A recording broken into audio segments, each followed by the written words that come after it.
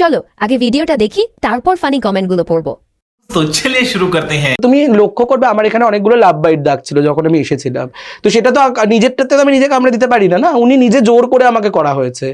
তারপরে আধ ঘন্টা ধরে অত্যাচার আমার ভেতরে মানে কাঁদছিলাম, আমি মানে আঁকড়াচ্ছিলাম যে আমি এইটা পারছি না, এই নারকীয় যন্ত্রণাটা। পরে সেই ছেলের সাথে আবার প্রেম করলে যে তোমাকে অত্যাচার করলো? হ্যাঁ কেন? করেছি, কারণ এবার শোনো পুরো ঘটনাটা। তারপরে এবার করছে, আমি তো কমফোর্টেবল কোনো ছিলাম, আধ ঘন্টা ধরে অত্যাচার করার পর এবার ও বলছে যে আমি এতক্ষণ যা করেছি তুমি এবার তা আমার সাথে করো, এই ধরনের কথাবার্তা বলেছে। আমি বলছি আমি এটা কখনোই আমার পক্ষে সম্ভব না, আমি কি করে পারবো।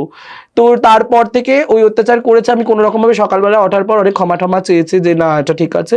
তো তারপরে আস্তে আস্তে কেয়ার দেখাতে, ফেক কেয়ার। তুমি ক্ষমা চেয়েছো? আমি কেন ক্ষমা চাইবো? সে ক্ষমা হ্যাঁ যে আমার ভুল হয়ে গেছে, এই করেছি, তো এবার ঠিক আছে। তো এবার সেইটা তখন আমি ভাবলাম যে না ঠিক আছে, ভুল করেছে, ভেবেছো তোমাকে ভালোবাসে, বিয়ে টিয়ে করবে, এইসব প্রস্তাব দিয়েছিল।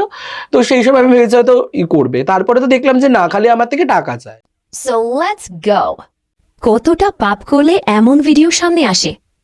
और अभी तो रुको, क्लाइमैक्स अभी बाकी। মনে হয় সুযোগ পেয়ে স্যান্ডি সাহাকে খেয়ে দিল।